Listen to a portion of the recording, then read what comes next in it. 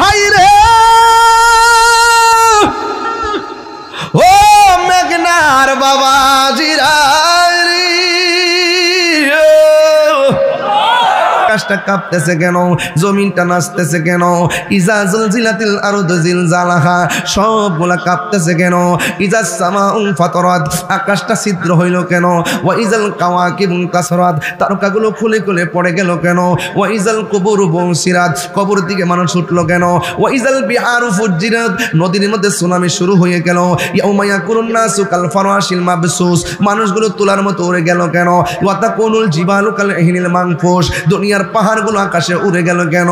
ও বন্ধু এমন একটা লন্ড বন্ড শুরু হয়ে যাবে গো, এই মুহূর্তে দুনিয়া লয় হয়ে যাবে, দুনিয়া কিয়ামত হয়ে যাবে। যিনি ছিলেন তিনি আছেন তিনি থাকবেন, জবান খুলে বলুন তিনি কে। এত সাদের জমিন,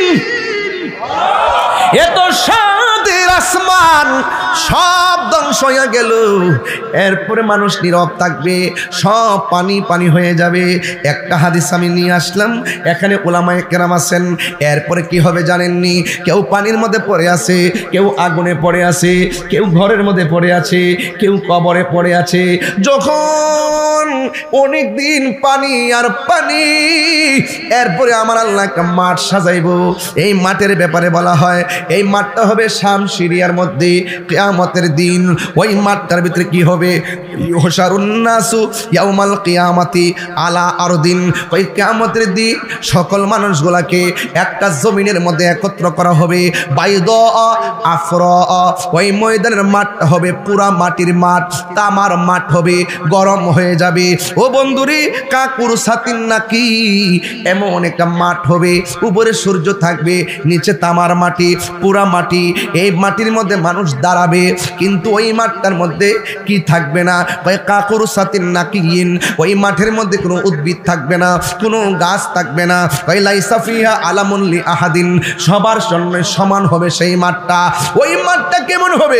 আয়েশা সিদ্দিকা রাদিয়াল্লাহু তাআলা আনহা বলেন, একদিন আমি নবীর মুখ থেকে শুনে, জবান মুবারক থেকে শুনেছি, আল্লাহর হাবিব বলেছেন ইহশারুন নাসু ইয়াউমাল কিয়ামাতি কিয়ামতের ময়দানে সকলকে একত্র করা হবে। হুফাতান ওরাতান তাদের পায়ের মধ্যে জুতা থাকবে না, তাদের গায়ের মধ্যে কোনো কাপড় থাকবে না, ন্যাংটা অবস্থায় ওই ময়দানে সবাই যাবে। চিৎকার মাইরা কি আল্লাহু আকবার বলা যাবে না? বন্ধু শুধুমাত্র তাই নয়, আমার নবী বলেন খতনাবিহীন অবস্থায় জুতা সারা ল্যাংটা হইয়া মাঠের মধ্যে যাবে। এবার আয়েশা সিদ্দিকা বলে ইয়া রাসূলুল্লাহ আন-নিসাউ গুরুলাউ ওয়া রিজালান রিজালু জামিআ। নবী গো, নবী গো, ও মায়ার নবী, এটা কেমন মাঠ? এই মাঠে পুরুষও যাবে, এই মাঠে মহিলাও যাবে। পুরুষের গায়ে কাপড় থাকবে না, মহিলার গায়ে কাপড় থাকবে না, আওরাতের কি হবে গো? আল্লাহর হাবিব বলে ইয়া আয়েশা আশআল আমরু আশাদ মিন আইয়ানজুরা বা'দুহুম ইলা বাদিন।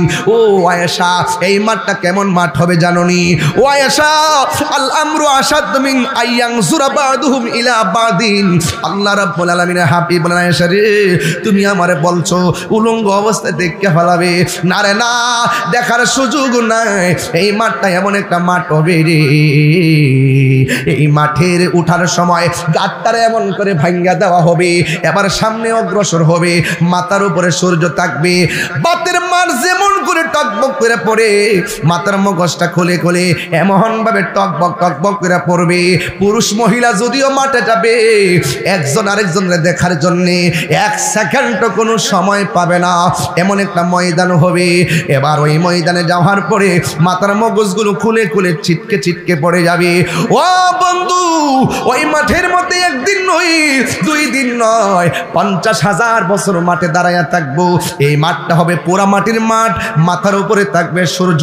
এবার কেউ গিরা পানিতে সাঁতার কাটবে, কেউ হাঁটু পানিতে সাঁতার কাটবে, কেউ কোমর পানিতে সাঁতার কাটবে, কেউ গলা পানিতে সাঁতার কাটবে। ও বন্ধু রে, ও বাবা, ও পাড়ার বন্দর বাবা, মাসিহাতা দরবারের পাগলের দলেরা কেন তাহিরি নবী নবী করে, কেন মাসিহাতা দরবার নবীর মহব্বতের সবক দেয়? 50,000 বছর পর্যন্ত ওই মানুষগুলো দাঁড়ায় থাকবে। পানিগুলা কিন্তু সাধারণ মেঘনা নদীর পানির পানির মতো না। এই পানিটা, ঘামের পানিটা দুনিয়ার আগুনের চাইতে 70 গুণ গরম। এমন গরম পানির মধ্যে দাঁড়ায় থাকা বড় কঠিন রে। এমন ভাবে দাঁড়াইবো গিরার গোশতগুলা খুলে খুলে পোল্ট্রি মুরগির পাখনা যেমন করে গরম পানি লাগলে আলাদা হয়ে যায়, এমন ভাবে পায়ের হাড্ডিতে গোশতগুলো আলগা হয়ে যাবে। মানুষের মুখের মধ্যে শুধুমাত্র নাফসি নাফসি এমন ভাবে কাঁদবে, আল্লাহ তাহার নামটা ধারণ করবে, কিন্তু এই ময়দানে কোন নবী কথা বলতে পারবে না। একমাত্র আমার নবী বলবে, আল্লাহ আমার উম্মতরা আর এমন ভাবে দাঁড় করাইয়া রাখো না, বিচার কাজটা শুরু করো। যার কথার মাধ্যমে আল্লাহ বিচারের কাজটা শুরু করবে তিনি হলো তোমার আমার নবী রহমাতুল লিল আলামিন, রহমতে আলম নূরে মুজাসসাম, রহমতে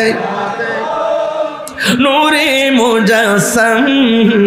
সাহাবীরা আতর বানাই ওই নবীজির ঘাম বলো না, সাহাবীরা আতর বানাই ওই নবীজির ঘাম। চিনো জানো মানো কেমন আমার নবীজি, চিনো জানো মানো কেমন আমার নবীজি, যাহার প্রেমে পাগল চন্দ্র তারকারাজি। তোমরা আরো শুনবানি সুন্দর কাহিনী, আরো সুন্দর কাহিনী, জান্নাতের রোমে রোমে লেখা নবীর নাম বলো না, জান্নাতের রোমে রোমে লেখা নবীর নাম। সবাই রহমতে আলম নূরে মুজাসসাম, রহমতে আলম নূরে মুজাসসাম। সাহাবীরা আতর বানাই ওই নবীজির ঘাম বলো না।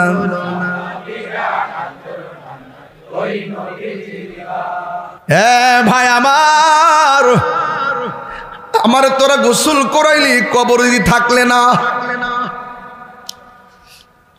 আরে আমার বাজারে এত নতুন কাপড় কইরা বাইন্ডিং করলি, তোরা দি কেউ কবর পাশে তাকস না।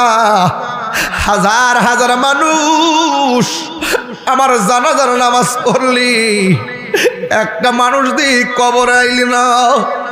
শেষবার মনে করছি 2 জন কবরে আমার নামাইছে, আমার কবরে মনে হয় থাকবে, তোরা ওদি থাকলি না।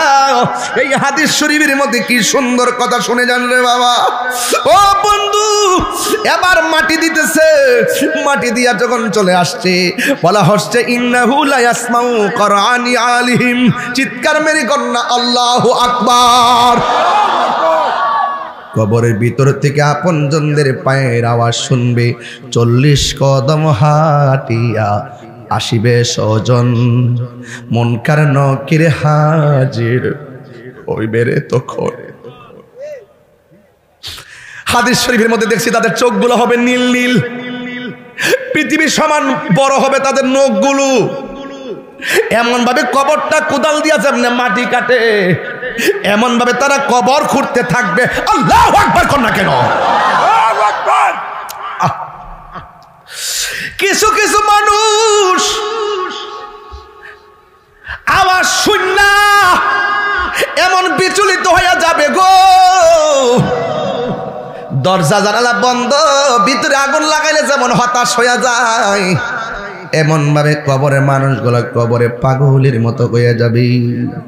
মানুষ যখন চলে যাবে ওই আতাহু মালাকানে, মানুষ চলে যাওয়ার পর 2 জন ফেরেশতা আসবে, ফায়াকাদানিহি, ওই কবরে যখন নামানো হবে তখন কবরে 2 জন ফেরেশতা আয়েশা তারে তুইল্লা বসাবে। এবার বুঝেননি কাফনের কাপড়টা এমনি চেহারা ঢাকা থাকবো, এমন ভাবে কাপড়টা সরাইয়া মাথার মধ্যে দইরা কবর মধ্যে এমনি বসাইব। বুঝতেছে নি ডাইনে মাটি বামে মাটি, উপরে মাটি নিচে মাটি, অপরিচিত 2 জন ফেরেশতা যাদেরকে জীবনও আমরা দেখি নাই। লোকগুলো আয়েশা কি কই শুনেন না রে আব্বা, লোকটা আয়েশাই বলে মা কুনতা তাকুলু ফি হাজার রাজুলি মুহাম্মদ, এই নবী সম্পর্কে দুনিয়াতে তুই কি বলতে? ওই ফা আম্মাল মুমিন, ওই মানুষটা যদি মুমিন হয় সে বলবে ফায়াকুলু, সে বলবে আশহাদু আন্নাহু আব্দুল্লাহি ওয়া রাসূলুহু, আমি সাক্ষ্য দিচ্ছি তিনি আল্লাহর বন্ধু এবং আল্লাহর রাসূল।